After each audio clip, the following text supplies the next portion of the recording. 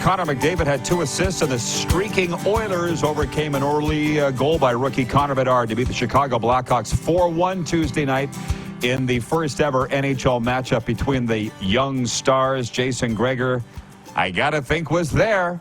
And here to talk about it, this Oilers team that's won 8 in a row. Hey, Greg, I was watching the highlights this morning on NHL Network, and Jack Michaels said, everybody in the arenas here is packed early on, no latecomers.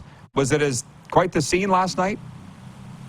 Yeah, there's lots of people that, you know what, hey, Connor Bedard comes in, he's highly anticipated by fans, and you know what, his shot really, and you saw it on that goal, I think that's probably been the one thing about Bedard that's been the most impressive, is just his shot. The Blackhawks aren't very good. He doesn't have a lot of talent around him, especially with the injuries to Jones and Hall and the termination of Perry and Athanasiou's hurt. So, you know what, it's going to be some tough sledding for him, because I don't care who you are, even the best players need another really good player around them. If you look at the top scorers every year, Rod, usually there's a few teammates involved there. But, you know, Bedard can shoot the puck, and obviously Oilers fans know what that 97 guy does. He's pretty good as well. So I'm one who kind of thinks it's a little unfair.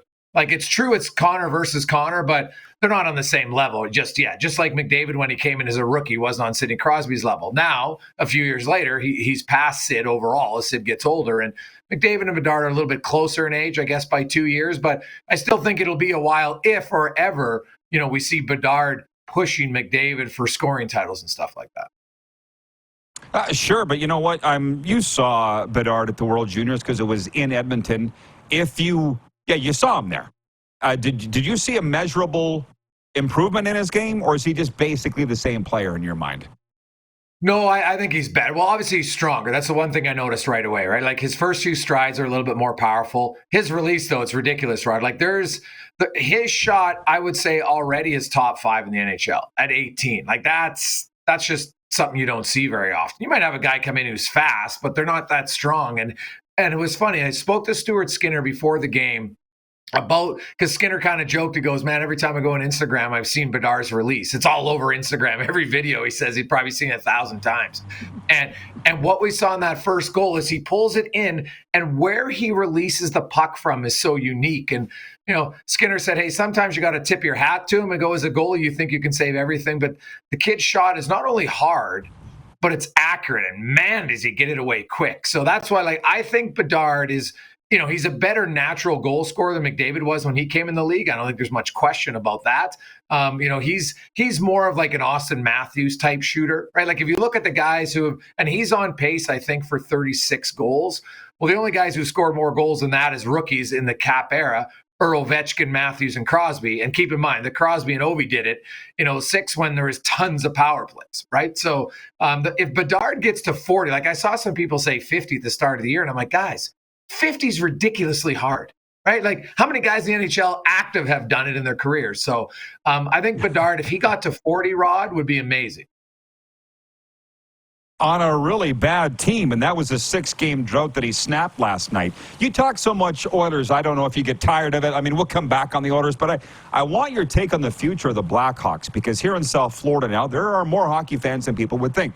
And they're saying to me, poor Bedard, they got to get rid of him in Chicago. It's not fair to him. And I'm like, no, you don't understand how teams are built. Like, what do you see the next 5 to 10 years in Chicago if they do it right? And that's a big if. But what can Blackhawks fans look forward to, do you think? Well, I always chuckle at that. So Connor Bedard is 18. He's played, what, less than 30 NHL games? Oh, he's got it so hard, Rod. We just, you know what? Let's baby everybody. Give me a break. Suck it up, Buttercup. Guess what? Most of the guys who are top picks go to bad teams, because that's how the draft system works. I think Chicago is going to have to surround him. Like Kevin Korchinski, who was taken the first round a year before, that guy looks really good. Unfortunately, he's injured too right now for the Blackhawks. So I think the Hawks' injuries are likely going to give them the best chance to win the lottery again. Will they get Celebrini? We'll see. But, they'll get another solid player. But then I think what Chicago needs to do, and I think they tried to do it by bringing in Hall and Foligno and Perry. And obviously Hall got injured, and Perry, everybody knows what happened there. But I think it's imperative to surround him with some veteran quality players on short-term deals. Don't get sucked into paying these guys long-term deals and then having it kill you in 2 or 3 years. They're not a cap team, so they can afford on 1 or 2 year deals to overpay some guys who are quality players. So because you don't want to just get your teeth kicked in every game because it's part of the process to eventually winning. You want to somewhat be competitive after a while, and so not right away. Right, not necessarily right away, but like they can't be this bad and this thin next season.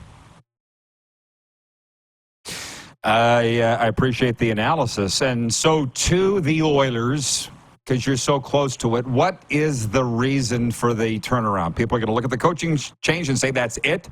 And that's the big picture, yeah, but micro focus, what have they done differently in your mind? What have you seen? Well, there are some differences, but number one, Rod, they're just playing up to their potential. Like the Edmonton Oilers came into the season with the second most wins in their last 100 games. They were a good team. Like only them and Florida have played that many playoff series the last few years, right? So, actually, Florida played 6, Edmonton played 5. That's the 2 most in the league. So when you look at Edmonton, they were a good team who was playing terrible to start the year. And, Jay Woodcroft and Dave Manson got let go, I think, because they weren't showing any signs that they were going to figure out how to fix it, right? Like they just kept dwindling down and getting worse and worse. And so now some would argue, hey, they won their last game. So, maybe they were going to turn around. And there's some validity to that. So I think what Knobloch and Coffey have come in, it's not so much a massive systemic difference, Rod. It's really a lot about positivity. Knobloch and Coffey have come in and really the team was lacking confidence. Individuals were lacking confidence and they just came in and really tried to pump them up. Like Paul Coffey, the defenseman, tell me like, he's just like really positive on the bench. If you make a mistake, he doesn't tell you about it because you made the mistake. He just says, hey, I need your next shift. Let's go. And he gives you a reason to just kind of erase it and move on from it. And the one thing Coffey's done though, has said, let's make plays. And let's stop with the risky plays. And anybody who's watched the Oilers over the last few years, the one thing they were the best at, Rod, they could gift goals better than anyone. They were the Santa Claus of the NHL. Even when they would play well, there'd be one of those just, what the bleep are you doing? And they've eliminated that. And also Mark Stewart has changed the penalty kill because the penalty kill was bad. And the penalty kill was never great for any extended period of time. Under Woodcroft's tenure, like they had a stretch last year. I think it was the final 20 games. They were pretty good. But other than that, it's been an issue. Their penalty kill has been amazing. And Stewart, he did a few changes. He just said, we're going to 2 pairs of defense, Ceci and Nurse, Ekholm and Desharnais. Now, Kulak will rotate in when there's an injury or a penalty, I should say. And then he's got 3 pairs of forwards. And they don't use McDavid and Draisaitl as much. Draisaitl's still out there because of his face-offs, but they basically run Nugent Hopkins and Derek Ryan, then they run Brown and Janmark, and then they run McLeod and Fogle. And they keep them in those duos as much as they can, excluding penalties, and it's really worked. Like their penalty kill looks way, way better. Well, I'll say this and wrap it up with this. Somewhat tongue-in-cheek and a little bit devil's advocate. So the goaltending's okay now? Wouldn't it be nice if Jack Campbell had the chance to play behind this crew? Have you seen some of the Jack Campbell goals he's allowed in the American League, Rod? Like when you're allowing goals from the boards on the top of the circle, like I'm sorry. Like, hey, I agree that Jack Campbell wasn't the only issue, but Jack Campbell hasn't been consistent enough in his position. Stuart Skinner's played better. No question. It helps when your team defense, ask Aiden Hill, any goalie will tell you it's better. So, Jack Campbell, will we see him up here? Maybe at some point, but I don't think they have to rush it right now because if they bring Campbell up, they have to send a goalie and a forward down because of the cap situation. So I could see him maybe coming up in the new year, but, team defense is better, goalie's better, and so is offense, Rod. They were 26th in offense, which is stunning, and they're back to where they are. They're the best scoring team in the league. Their fourth line has 7 goals in the last 13 games, for goodness sake. So they can score, but the big thing, Rod, that I've seen is they commit to defense finally. And that's I have an article coming out today at Oilers Nation. It's all about that we know that you can score. We've seen it, but are they going to commit to defense? And that's what they've done in this 8-game streak. Like you mentioned, the early goal to Bedard. They didn't give up they gave up 2 high danger scoring chances in the first period. They gave up none the rest of the game. Right? Like they figured out how to lock down defensively, and that still allows them to score. I'm just saying, you heard it, I heard it. Maybe you were saying it, but I heard it very loud out of Edmonton. We don't have NHL caliber goaltending. Well, and Dustin Schwartz, right? Dustin Schwartz, they never develop a goalie. And I'm like, pardon? Stuart Skinner was the runner-up for the Rookie of the Year. He made the All-Star team. Did he have a bad first 11 games? Yes. And so a sophomore player might not have a perfect season the next year. Oh, like Matty Beniers and Matt Barzal. Do you want me to go down the list of rookies who struggle in their second year? There's tons of them. So, yeah, that's the one that probably chuckled me more. But I do understand the Campbell thing because the year before he was very inconsistent, even when the team was good.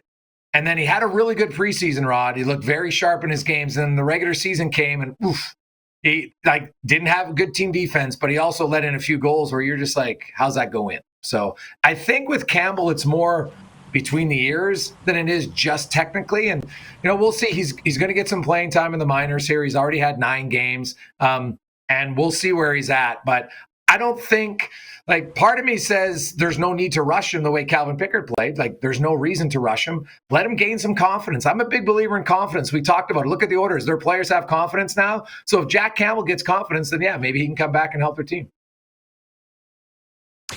Gregor, thanks for coming on. Keep on keeping on, man. Appreciate the time. Rod, anytime, buddy. Have a good one. Sports 1440 Edmonton's Jason Gregor. One of the good ones.